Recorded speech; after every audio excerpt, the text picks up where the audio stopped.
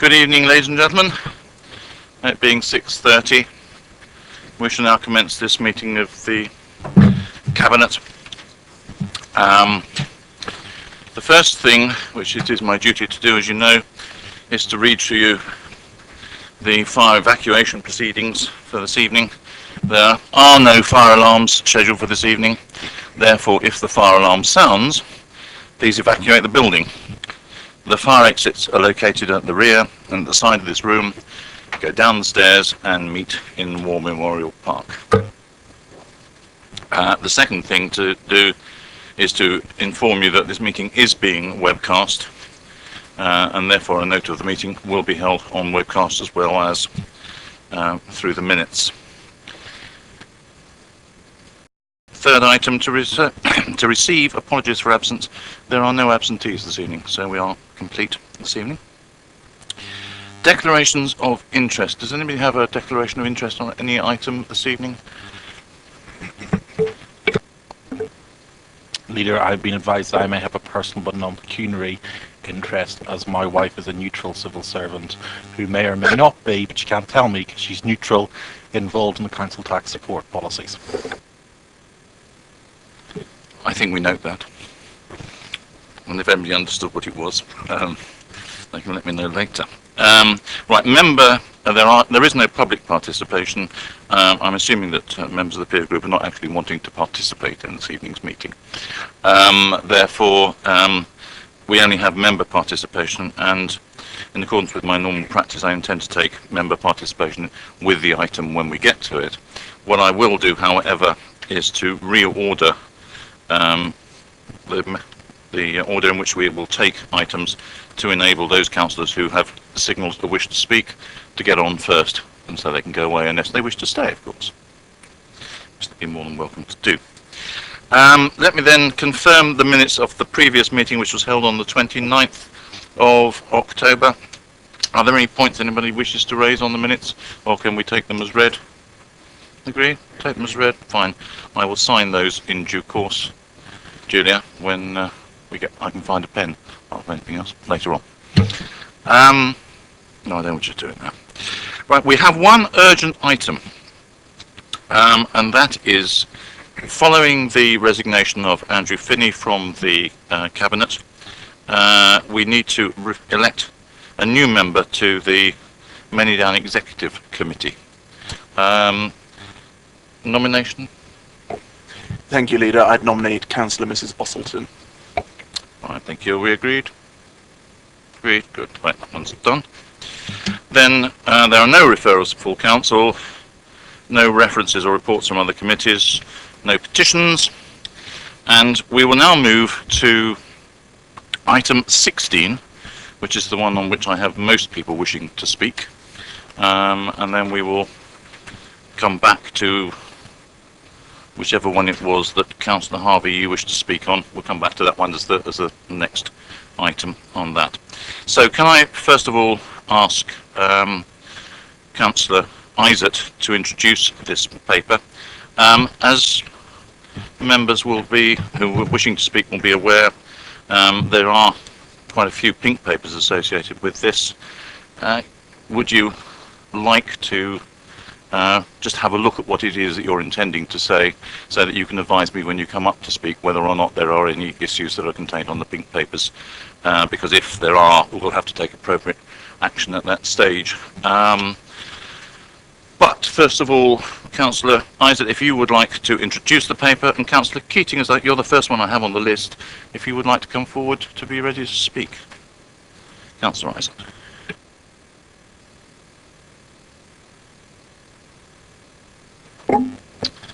Thank you, Leader. I have to report that a settlement has been reached on the long-standing dispute concerning the Mal's refurbishment contract with the building contractor Waite. This has been agreed by the Chief Executive on a without prejudice basis, but it's not yet been documented, to my knowledge. It was necessary to use the urgency procedures to take the opportunity to reach a settlement which otherwise might have been lost. And I'd like to thank the group leaders for their support in agreeing to this settlement. It is disappointing that we have exceeded the budget and that this has required more public money than was originally envisaged, even allowing for the great benefits that the refurbishment has brought to the borough's retail offer. It is important that this is scrutinised, this overspend, and so I've asked for a report from our independently appointed or independent QS on the lessons to be learnt from this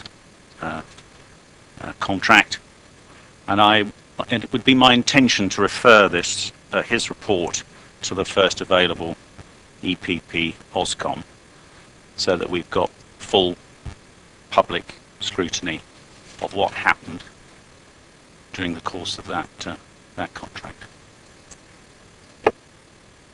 Thank you, Councillor Isaac. Councillor Keating, as you know, nominally you have 2 minutes. As you know, I very rarely stick to the 2 minutes, largely because I can't work this machine in front of me. But if you can try and be succinct, it will be. Thank you, Council Leader. Can I just say I don't intend to refer to the items in the pink paper, but I have a history of not reading the pink paper before coming to a meeting because it's very dangerous. I have been a member of the members panel in relation to the MALs from the beginning, and certainly when the design and matters of that nature were being discussed, the membership of the panel were generally speaking involved and welcomed most of the changes. The issues about money was one where we were pre-informed of issues but never to define detail, and we accepted that as an operational arrangement that worked for the council normally. However, the outcome as reported tonight is substantially less than a bit more than we expected. It's a substantial sum of money. And when such things happened previously, we actually had a proper scrutiny committee. And the issue arose in relation to the swimming pool in the leisure park. And we were part of the organisation that controlled council at the time, and the Tories, yourselves essentially, called it in for scrutiny, and it worked. Now at the point where scrutiny is not available to us, or effective scrutiny anyway. So I welcome the cabinet members saying it'll be reported to the EPP, but certainly EPP in our terms is an ineffective machinery to scrutinise anything, and we generally asked. You can ask a question, and by the way, you can make notes, and we'll give the notes to the cabinet. It doesn't actually constitute proper effective scrutiny. So, my view is we should have proper effective scrutiny of this decision. We need to do it sooner rather than later. Thank you. Well, thank you, Councillor Keating. I think your comment is actually more about should be directed to the Constitutional Working Party as much as on this particular issue. But that's fine, thank you. I don't know if you wish to respond to that. Thank you, Councillor Keating. Take on board what you're saying. My priority is to get this looked at quickly, and that's why I've asked the ex-partner of Davis Langdon who's been familiar with this, who's been helping us deal with the negotiations, deal with the problems, come forward with a report quickly so we can get that out into the public arena. Then I will be listening to what EPP has to say, and if EPP has a strong recommendation that we should look at this separately in another committee, then I'm open to those ideas. But I think you'd agree with me. The important thing is to get this into the public arena as quickly as possible.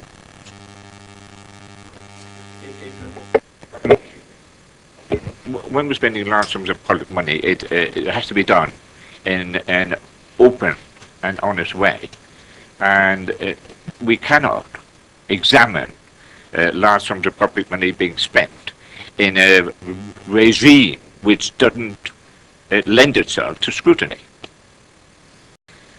We wait and see. Thank you. Thank you, Councillor Keating. I think, well, I'll sum up later on. I'll call in the meanwhile Councillor Harvey. Could I just ask a question of the room down there? Oh, is Councillor Tilbury actually here? Oh, you are? I couldn't see you. Then you'll be after Councillor Harvey. Yes, after. No, it's just... I hadn't seen him. I don't know why. He's hiding. Right, I almost given up with this thing. Just start. Thank you, Leader. I have to say that the Labour Group are very disappointed and concerned that this paper needs to be presented this evening in the first place. The question is how we wind up here with taxpayers having to pick up the bill for this, really. I'm deeply disturbed by what I've read in the confidential papers. The Labour Group only agreed to support this urgent decision based on a commitment to public scrutiny and that no confidentiality clauses would be included. The public need to see public accountability in this.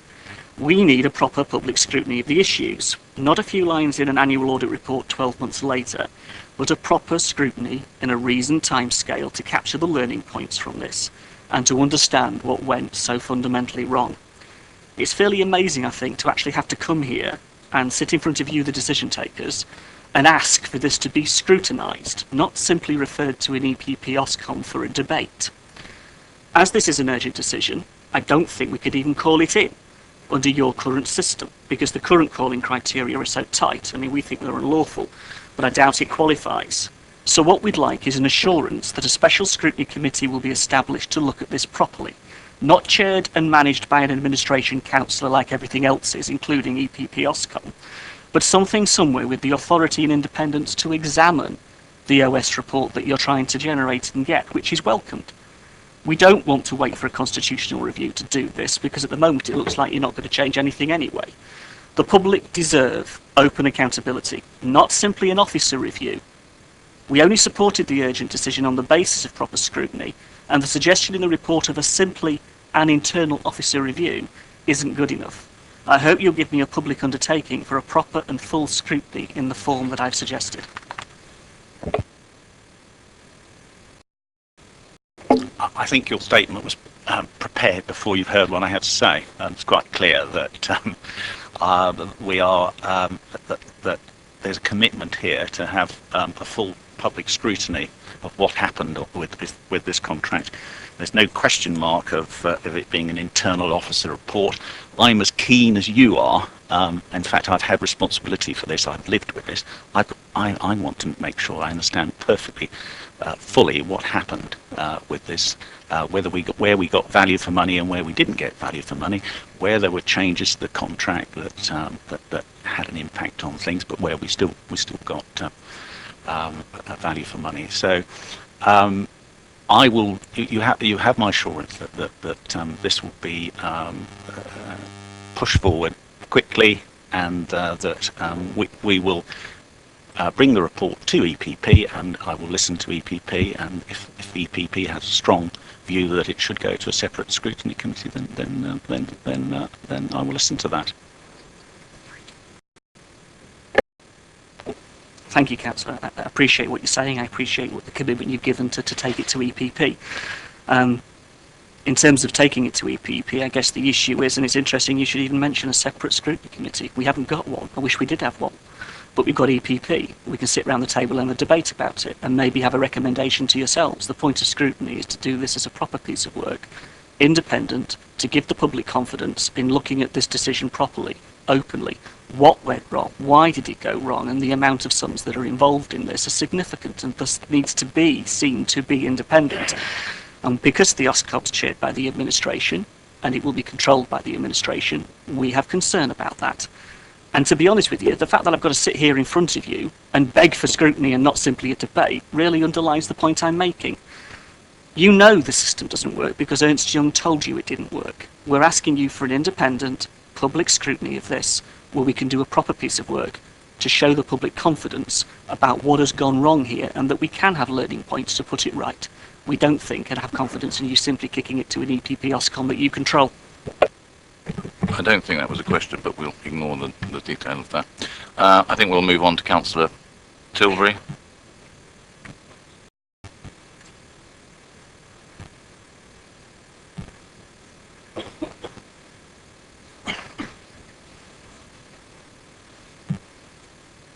Good evening. Oh, good evening, Leader. Yes, yeah. Unfortunately, I got waylaid by the something downstairs, so I've missed the bit. But from what Councillor Izzett said, I mean, he's sort of suggesting that we'll have a review of this. Because the first question I was going to ask is, why is this still pink? If the decision's been made, then we're stuck with it. It's you know. But if that's not the case, or that's going to be reviewed, then. But I think the problem is with this. Just to clarify it for you, as you may have missed it, the decision has been agreed. It has not actually been finalised yet, so therefore it is still. That's why it's still subject to confidentiality. And what Councillor Izzett said at the beginning was that he wants to have a full and thorough review of what happened, so that we can learn the lessons from that, and that he will be making that published at the first available opportunity. Thank you. That's very helpful. Yeah, I mean, I think the problem is, as I've raised this a number of times in the past with projects, I think what we really need is a proper contracts group on this council to deal with large contracts, not just for building, but when it comes to like the waste care when they're renewed, those sorts of things, of officers who've dealt with contracts. Because whenever this council comes up against the private sector, we get screwed every time because we don't have the people with the experience to deal with this. I worked as a contracts engineer for many years and project engineer.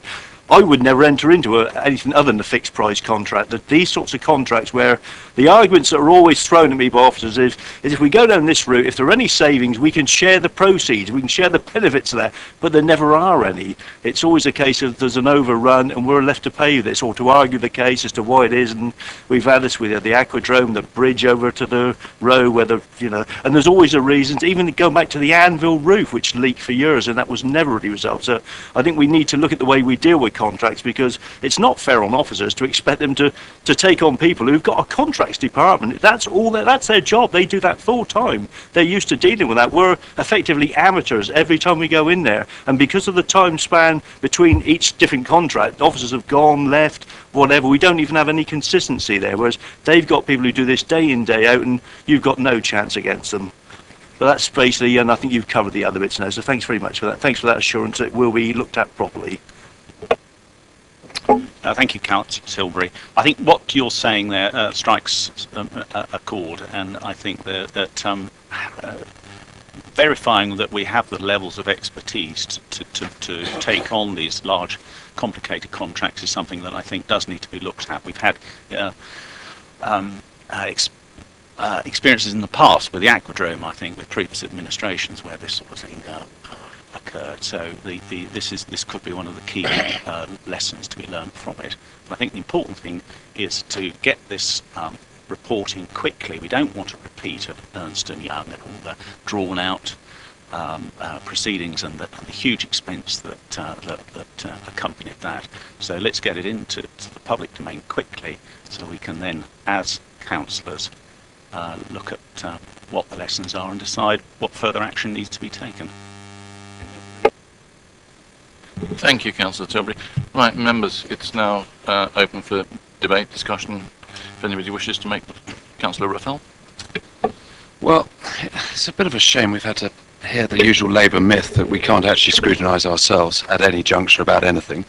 The fact of the matter is that there's going to be a report, as I understand it. It's going to come back to the relevant committee, and that relevant committee is going to decide what it wants to do. Now, if it decides that it would quite like to hear from the people who made the decisions, it would quite like to hear from the people who implement the procedures, it would quite like to have some accountability from those who made the decisions that might have been right or might have been wrong, it's perfectly entitled to say, I want to set up a meeting to hear about that. I want to analyse the mistakes, and I want to, as a committee, it wants to turn around and see the lessons that can be learnt.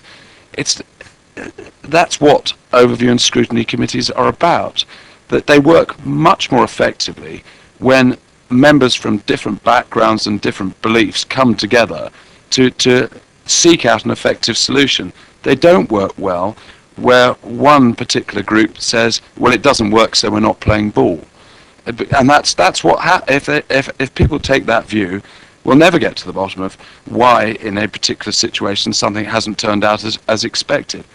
My own view is that if there's a problem with expenditure, perhaps of this magnitude, it should always come before a committee, because it is something that should be looked at, even if the conclusions on one occasion are, well, nothing could be helped, and on another occasion valuable lessons can be learned. But it should always come before a committee, so that people are always held accountable, and the public can see that we are operating with due diligence and with care with the public's money. So I don't have a problem with what Councillor Isaac is suggesting about a report being prepared, it going before the committee, and then the committee determining the way forward. Because that's what scrutiny is all about, allowing the committee to determine what the relevant issues are once it's had some evidence which it can then consider and decide which way to go forward. So I support the Cabinet member's decision. Thank you very much. Anybody else wish to? Okay, just to sum up then, because we're not actually asked to make a decision on this, it's just a report for noting. It's very easy to rush into making emotional judgments on this, which without any foundation in fact. And at the moment we don't have fact. That is precisely the point of having a report, is to establish facts. What I think our residents wouldn't object to is if what's been spent has been spent and given fair value. What we're comparing here is an outcome with something which was an estimate. It was a budget, it was a contract sum based upon the facts that they were known at the time. But anybody who's been engaged in any building work will know that you cannot quantify every single situation that you may encounter whilst you're going through the building. What we do not at this current stage know is how much of the overspend against the original budget was due to unforeseeable and totally unavoidable circumstances. What might have been due to other circumstances, people changing their minds or whatever. That is what the report will tell us. I think it's absolutely right that we should get a report drawn up as quickly as possible, get that into the public domain as quickly as possible, get that discussed as quickly as possible. It may be that there are no grounds for further discussion. It may be that there are grounds for further investigation and looking at either our processes or the way that work was actually carried out or whatever.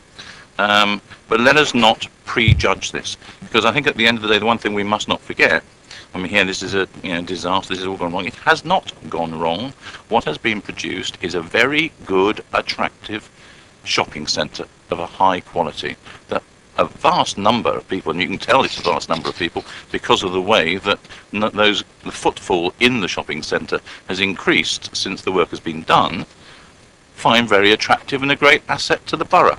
So let's not go overboard at this stage until we know what the facts are, until we've had a chance to think about it calmly and dispassionately. And let's clearly not go overboard in saying that somebody somewhere is trying to cover something up when we're actually, what we're trying to do is work as quickly as possible to uncover it. Right, after that little rant, we can go back then to item on the sill. Item 13 is the next item I'm going to take, and I have Councillor Harvey down to speak on this, and Councillor Raffel will introduce it. Councillor Raffel. Oh, you might as well wait for him to come up. Seems disturbing the whole process. There we go. Leader, I've got quite a bit to say, because as I've said at the Planning and Infrastructure Committee, it's very important we keep our feet on the ground and realise that what we're discussing is not a perfect science, and there isn't an exact answer, and we have to have a number of different competing interests in mind when we reach a decision. The background to the proposed charging rates for the community infrastructure levy has been the consideration of expert evidence concerning the viability of affordable housing. The evidence shows that our policy, agreed by full council, of 40% affordable housing being built on new sites across the borough is potentially achievable. As a consequence, it is right and proper that this should apply to all sites across the borough. When considering the charging rate for the levy, we have paid careful attention to the wording in the National Planning Policy Framework that the costs of any requirements likely to be applied to development, such as affordable housing, and other standards and infrastructure contributions should, when taking account of the normal cost of development and mitigation, provide competitive returns to a willing landowner and willing developer to enable the development to be deliverable. We've often said in this process, most of what we're seeking to achieve will involve compromise and judgment. At its most extreme, there's a compromise between our respect and love for the countryside around our towns and villages and our universally held desire to find homes for our children and those who want to move here because their jobs are here. On the one hand, we cannot say that we will protect every blade of grass. And on the other hand, we cannot say that we can guarantee to provide homes for everyone who's grown up in the borough, and certainly not for everyone who wants to move here. However, together we have made the judgment that keeping the number of new homes as low as possible is what our borough's population wants, because we've built many more homes than our neighbours in recent years. We've never seen the road network improve to meet the increase of traffic, and it takes time to provide the facilities that support those new communities. We are not a regional receptacle for the expanding populations of our neighbours, nor because central government sees north to south drift in population as inevitable, nor because central government has difficulty controlling immigration, which creates inward migration from other authorities. We're creating policies that we believe are right for Basingstoke and Deane, right for Hampshire, right for our region, and right for our country.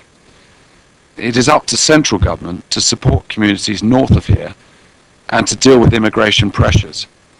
We have to assume that they will succeed in this. It is also up to central government to support Basingstoke and Deane in its desire to take responsibility in shaping our future.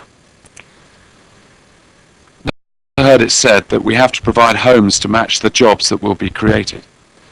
It's important that those who judge our plan remember that we are a commuting population. We thrive on travel. It's because we live in an area that is mainly rural, commuting is part of what we do. We do not want to change that. If you live in a village, you do not want a railway to be built to connect you to a station. You value the tranquility, and you accept that tranquility is due to the distance. The same applies if you live on the edge of a town. The opposite is also true if you live in the centre of a town. Then equally you don't expect an express service into the middle of nowhere, as you're unlikely to want to go there often. Similarly, we recognise that the cost to providing the right level of infrastructure is not an exact mathematical sum. Indeed, despite trying to calculate what the cost is, there are clearly priorities. Furthermore, we have to consider where is the money coming from. Some projects require central government support, yet we know that the current government is still dealing with years of debt and is constrained. We can fund some projects ourselves, but we know that they will not deal with what is widely regarded as an infrastructure deficit that we currently have. So we are required to raise funds from the developers themselves, hence the community infrastructure levy. We do not kid ourselves that the funds that we raise will provide all the new infrastructure that is needed. It would be surprising if it did, because so much of what is needed is part of the deficit that we currently have and will be aggravated by the development that will take place. So we come back to compromises again.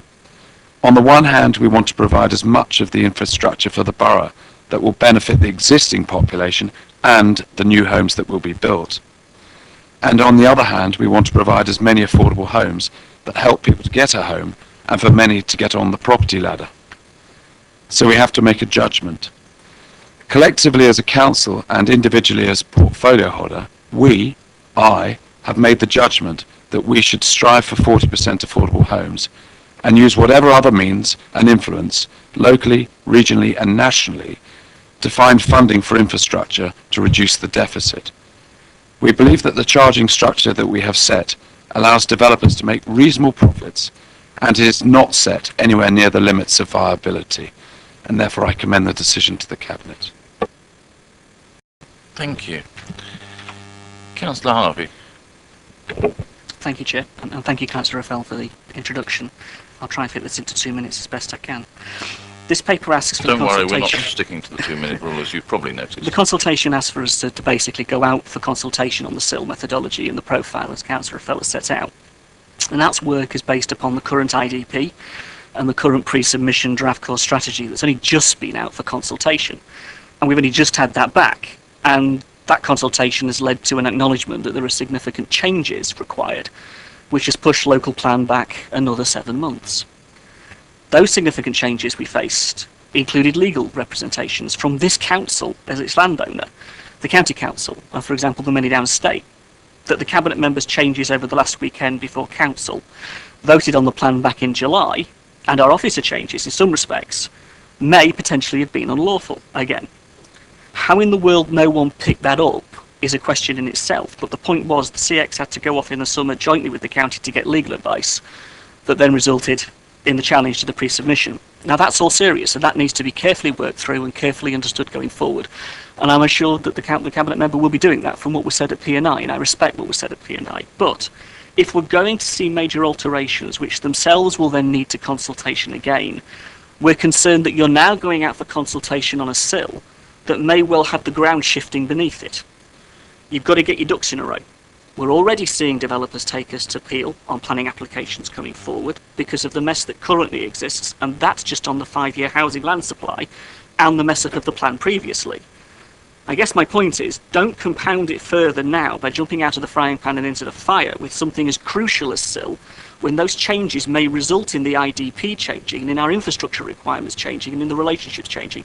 We want to see the affordable housing protected. We want to see the 40%. You know, we argued for 50%.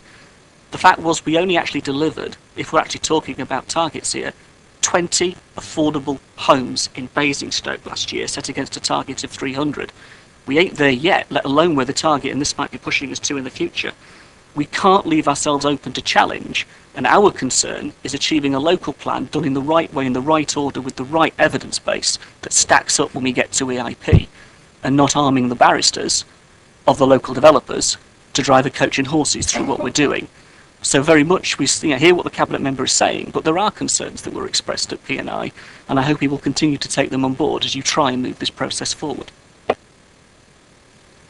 Well, can I thank Councillor Harvey for what he said, and of course he knows that I listen to everything he says. I don't always agree with him, but I do listen. I will certainly take the core of what he says on board again, that it's important that we make sure that all the process is cohesive and that there aren't parts of what we're doing that might be changed by other things in the future.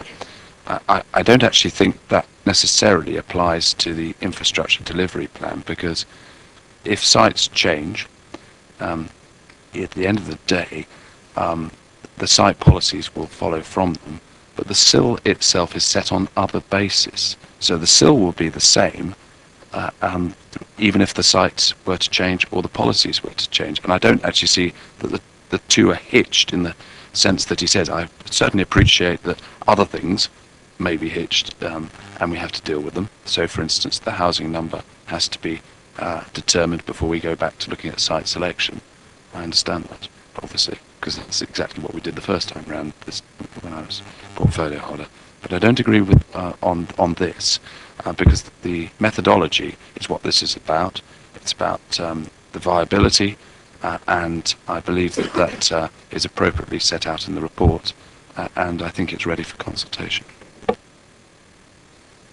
Thank you, Leader. I think the issue really, though, remains, and this is the other aspect of this, is that half of all our local plan allocations are coming through planning now, and they're heading for appeal, and they're desperately trying to beat us to the adoption of this local plan, and they're challenging the process all the way. Now, personally, I can feel their barristers itching to basically have a go at our EIP, and we know that's going to happen. And so the issue is not compounding the issue. Not one of those strategic sites that are now being put through is going to contribute to SIL. The Section 106 agreements aren't based on the IDP that's been drawn up, let alone what the IDP might become, because it hasn't been adopted yet. The issue is that every time at Planning Committee at the moment, we're rolling over because we haven't got a 5-year housing land supply, we're told. And then the proposals come forward, which just, on other planning merits, do need to be challenged. None of those sites are going to help plug the £199 million infrastructure hole that we've got to fill for this local plan. All of them sit outside the SIL arrangements as likely to be. Meanwhile, we've actually got cabinet members lobbying for sites to be removed and for others who aren't allocated yet to be allocated, giving their developing barristers quite a chip when they get into the EIP, alongside 2 borough councillors who've made contributions anonymously. I mean, this mess at the moment is dearly difficult to deal with. I don't underestimate the position you've got, Councillor Raffel.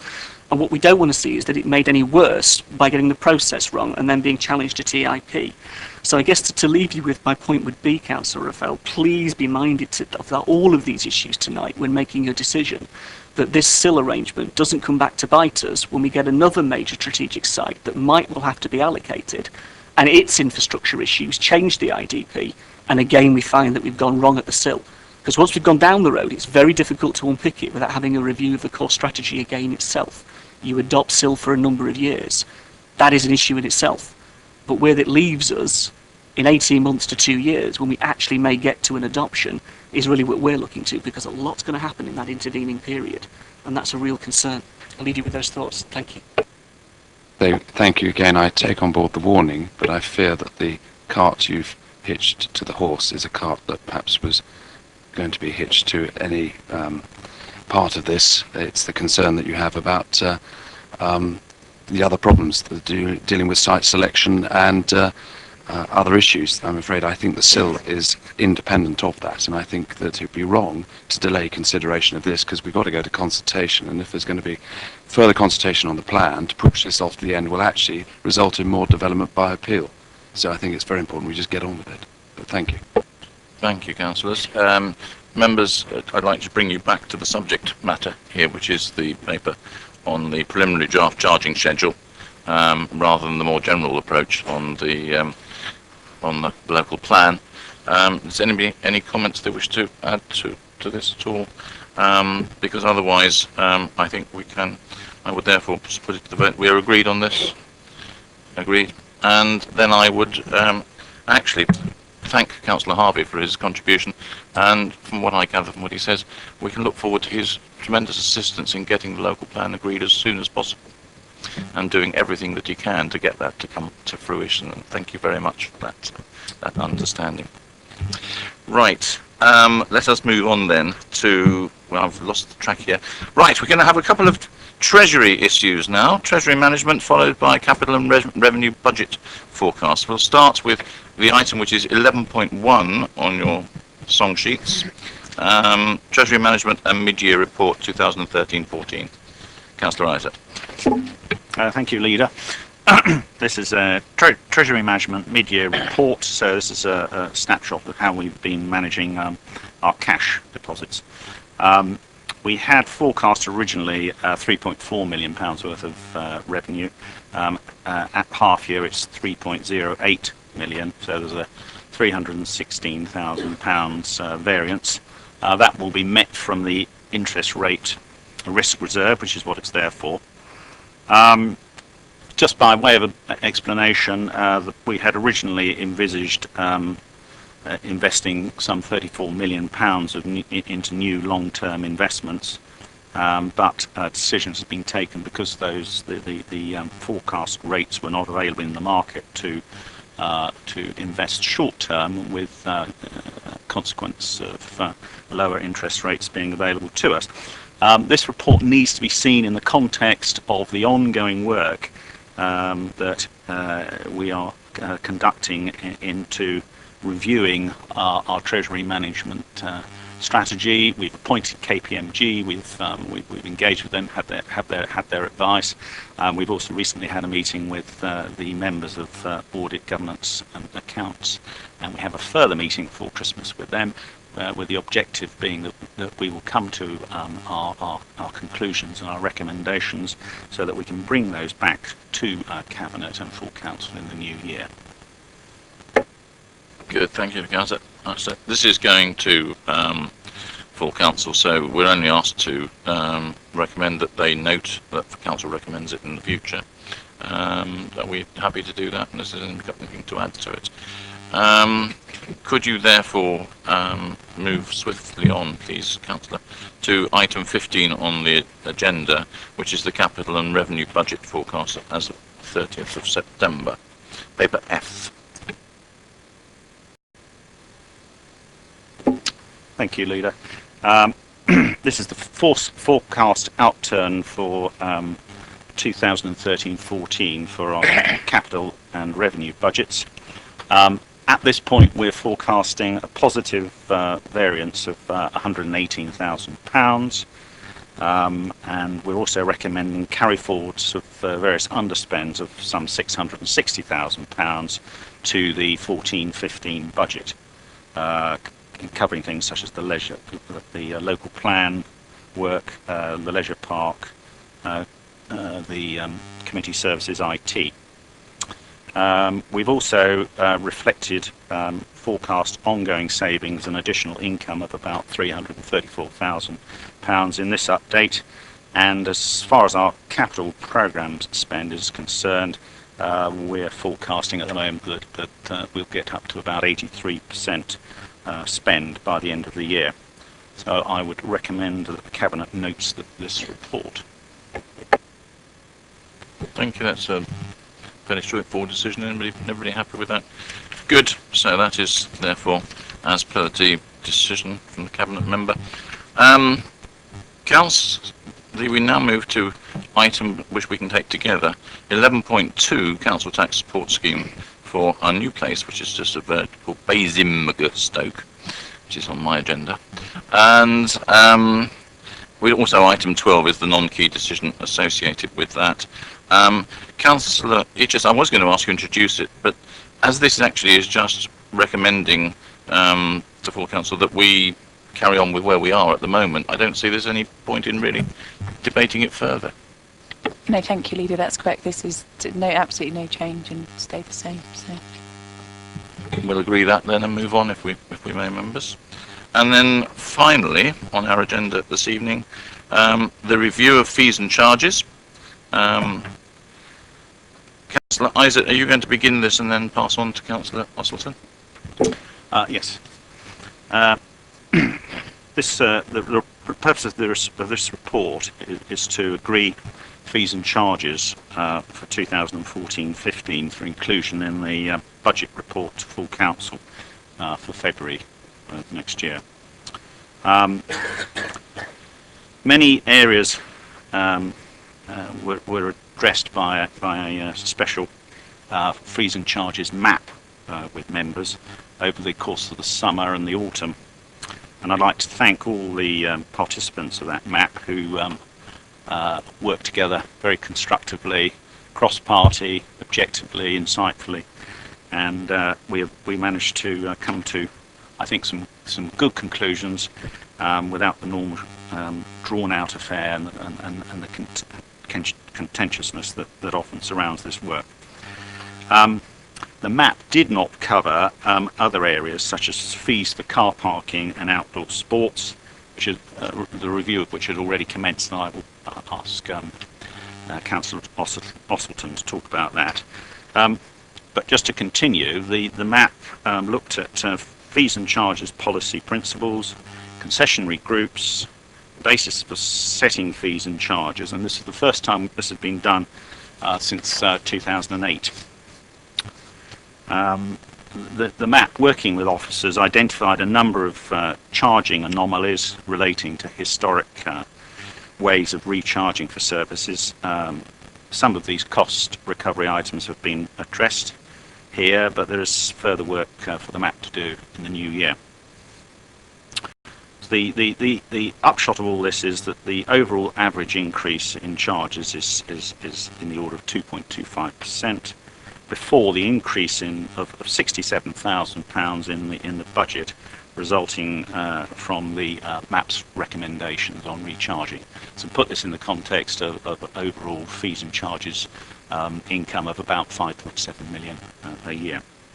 So I'm recommending to Cabinet that they agree the fees and charges principles, the charges for 2014 and 15, concessionary groups and charging policies, but for concluding, I'll hand over to Councillor, well, as I conclude, I'll hand over to Councillor. Thank you, Councillor Isaac. As you will probably all agree, car parking, the subject is very emotive. So when setting fees and charges, resetting fees and charges, we deliberated long and hard on this, and we've also listened to our residents. It has been agreed, I hope for Cabinet to agree, that all our short stay car parks at the top of town, where most of them are basically situated, up to 30 minutes there will be free parking in these car parks. We've also looked at supporting our small businesses in the top of town, and on the 7th of December, which is our Small Business Saturday, shoppers and people enjoying a meal will be able to get a refund on the cost of their parking when spending £10 in the top of town. This is a borough initiative. It's to support our small businesses and to give a further boost to traders at the top of the town, and they bring their tickets into our offices in Parkland and they will be reimbursed before the 23rd of December. Having listened also to our concerns with our 7-day parking, I ask that we suggest that the Cabinet provide as follows. In response to concerns raised about the proposed tariffs for the new 7-day season tickets, I have decided to reduce these to £210 per quarter, £400 per half year, and £770 per year. This reflects the fact that the Council has allowed existing 5-day season ticket holders to park in its car parks at weekends without additional charge. If the original proposed charges were imposed, this would have given rise to an excessive increase to those season ticket holders who are accustomed to parking at weekend without additional charges. We have also looked at and recommend that those residents who have residence parking can park in the evening from 6 p.m. at night to 8 a.m. in the morning free of charge. So they'll be able to park there with their permits. And I commend my decision to Cabinet. Thank you both. I think just for the record and for clarity, we should make the point that the free parking is for the first 30 minutes in the short stay car parks. Sorry, didn't I not inexhaustible free parking, much as it would be nice to possibly be very popular. Sorry, provide that, but it's a very good first stage, I think, towards making it much easier for people to come into town and not have to worry about their parking. And really good to see that people are getting behind small businesses and trying to do everything that they can to help them survive in the difficult economy now, but actually be the real backbone of our future economy as things pick up.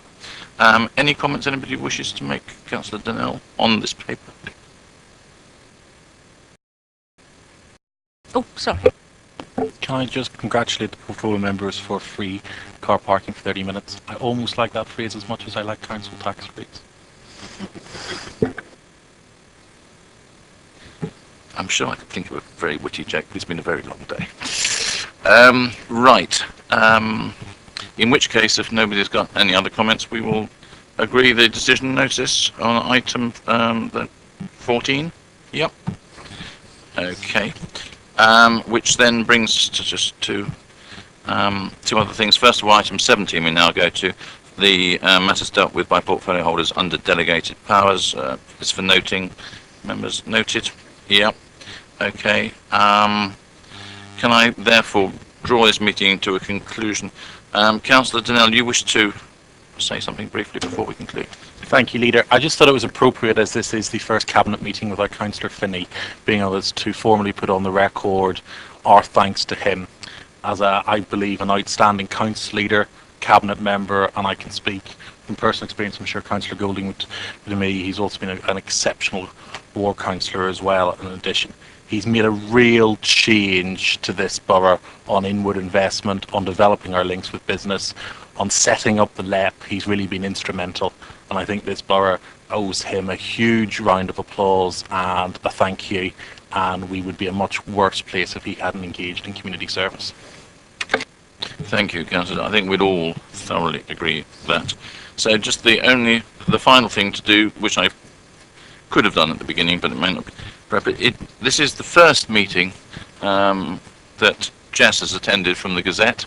It's her inaugural Cabinet. She's very lucky that the second thing that we did was to exclude her. It could have been had the decisions have gone the other way around. But anyway, welcome for that. And with the meeting, I think we can now conclude at 7:21ish. Thank you all.